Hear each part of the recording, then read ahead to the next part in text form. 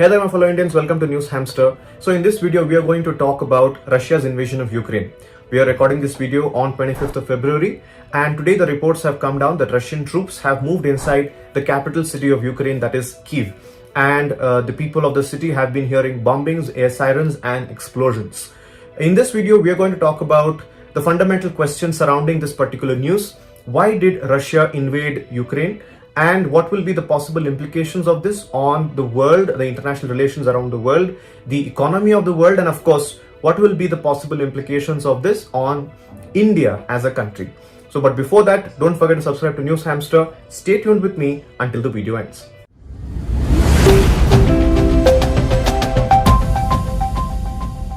Now, firstly, we have to understand one thing here, that Russia has been speaking about invasion of Ukraine since November of 2021.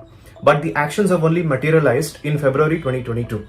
According to the intelligence reports of the US, they said that the Russian nation will occupy Ukraine or even attack Ukraine on 16th Feb. But the invasion was seen on 24th February.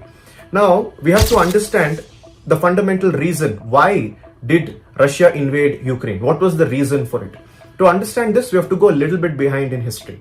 We have to go back in time when Russia was called as the Soviet Union. And if you know that Soviet Union was a communist nation which had some legendary leaders like Lenin and Stalin and so on and so forth, these leaders held together a Soviet Union which consisted of countries like Georgia and Lithuania and Ukraine for that matter, Crimea. All these countries together formed the Soviet Union.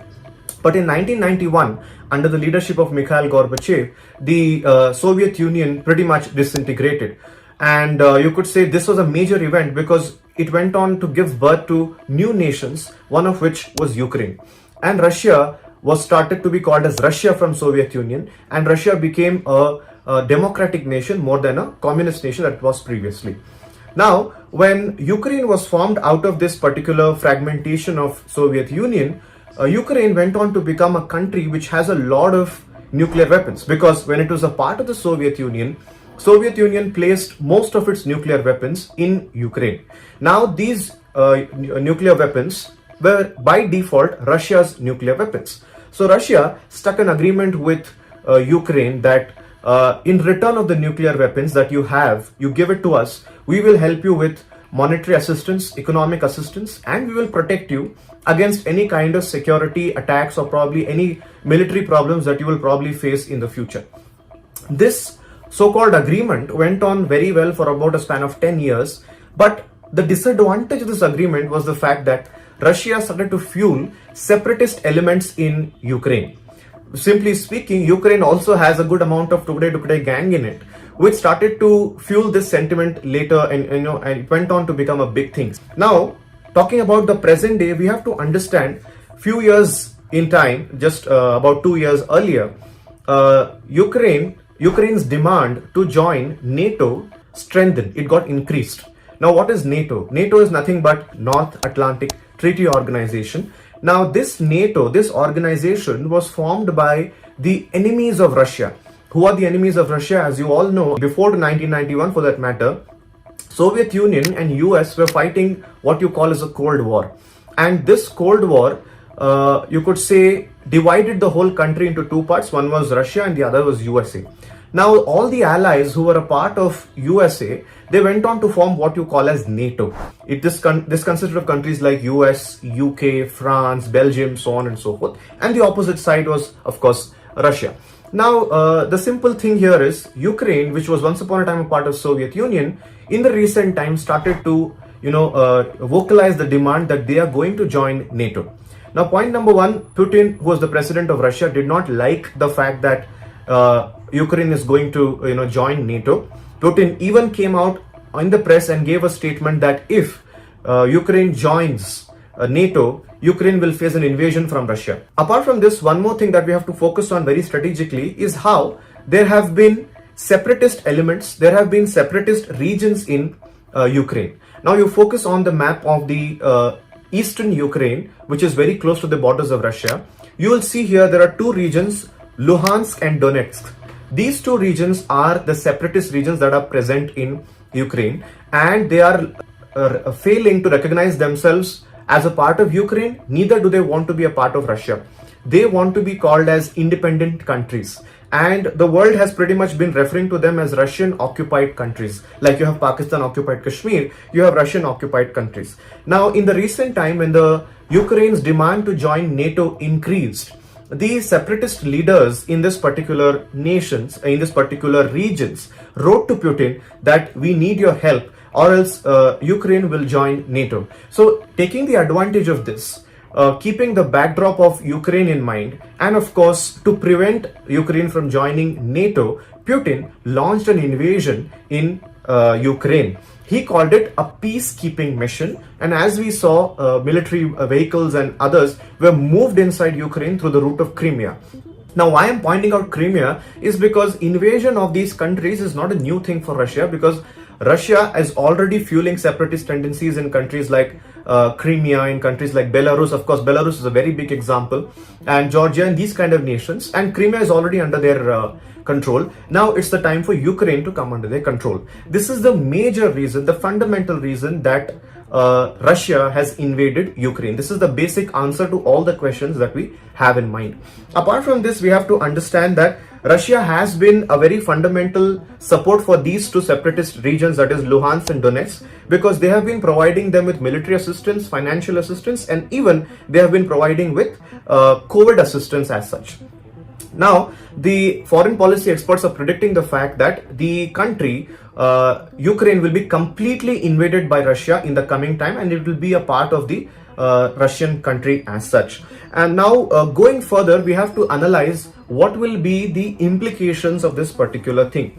Now, the implications are very simple. You can see it if you have been following news, that economic sanctions have been placed on Russia from countries like US, UK, Canada, Germany, Australia, so on and so forth. But we have to understand how will we put the situation to an end. Now, we have no possible solution here, but either the countries participate in a war situation or they don't do anything. Now, we have to understand that Ukraine is in a position where they are not as powerful as Russia to fight against them. And as the report goes, the military might of Ukraine is about 2 lakh soldiers and Russia has about 9 lakh soldiers. If you look at it in that manner, Russia happens to be one of the largest arms manufacturers of the world and goes on to export biggest arms, and India also happens to be one of the biggest importers of arms from Russia. So either the NATO alliance, that is US, UK, France, they support Ukraine, and this will be the beginning of so-called World War III, because these countries, these allies of countries will fight against another allies of countries. And of course, Russia has its own alliance in the form of the other Balkan nations, or probably even China will support Russia in this particular thing. So we could see here that there will be another World War III if it is taken in the wrong spirit, or we can see here that only Ukraine and Russia will fight against each other. And now we are seeing that Ukraine parliament has even allowed the civilians to train themselves with weapons so that they can defend themselves.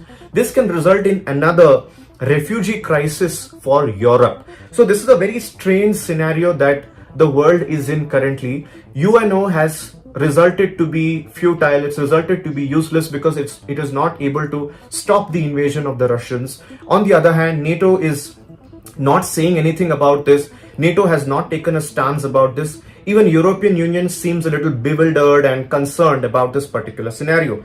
So these are the possible implications. And the most important thing, the most worrisome thing will be the fact that Russia will go on to capture most of Ukraine, or probably even take Ukraine under their control, like how once upon a time they did with Crimea I think in the year 2014. Now, the fundamental question, what will be the implications for India? It's very simple.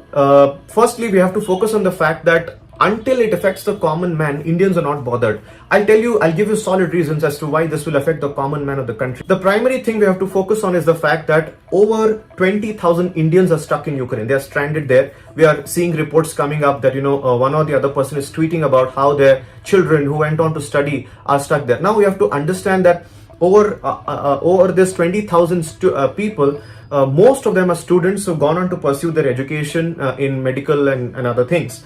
We also have to understand that Indian authorities, the embassy in Ukraine, have been very, very quick. The action is happening in a very good manner. We have to thank the Ministry of External Affairs for doing such great action. Evacuation has been done.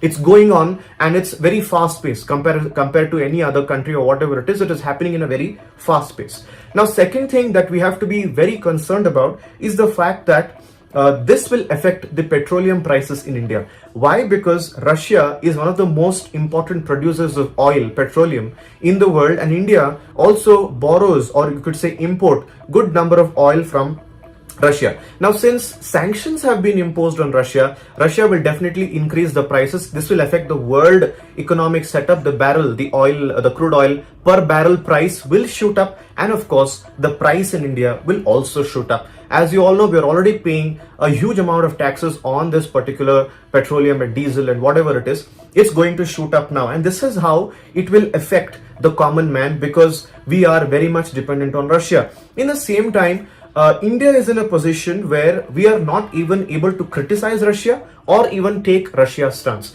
Why aren't we able to criticize Russia? Is because of the fact that India is dependent on Russia for many things, primarily for oil. Second, arms imports. Over 50% of our military dependence is on Russia, and of course we have people working there. We have Indians working in Russia. We have imports of commodities like food and natural resources, jewelry. All these things we are dependent on Russia for. India criticizes Russia, will be in a so-called threat-like situation. The threat will be doubled. The threat is doubled. Why? Because Russia is in very good relations with China, and China is in a position where it is supporting Russia in this particular invasion. Now, if India criticizes Russia in this particular scenario, we might attract bad blood from Russia, which will default effect, the domino effect of so-called domino effect. It will attract bad blood from China also, and of course China is good friend with Pakistan, so with Pakistan also. So India is in a situation where it has to be very diplomatic in its approach. It has to be very careful in its approach, because for us, immediate threat will be China, who is our hostile neighbor, and we have been facing issues in the form of the Galwan Valley clashes and the Ladakh clashes that we are seeing already. So we have to be in a very careful position. Prime Minister Modi has even spoken to President Putin and said that this can be sorted with peaceful negotiations, but no such explicit statements, strong statements have come out of this conversation. So we have to see how India will be able to balance out its work here and what India will be able to do. So that's it for this video. Hope you've understood the explanation that I have tried to give you here, the idea of what all has happened in a very crisp manner. Thank you so much for staying tuned to News Hamster. Don't forget to subscribe and share this video with your friends so that they can also understand what is happening and how this will also impact the common man of the country. Thank you so much for watching. Stay tuned to News Hamster.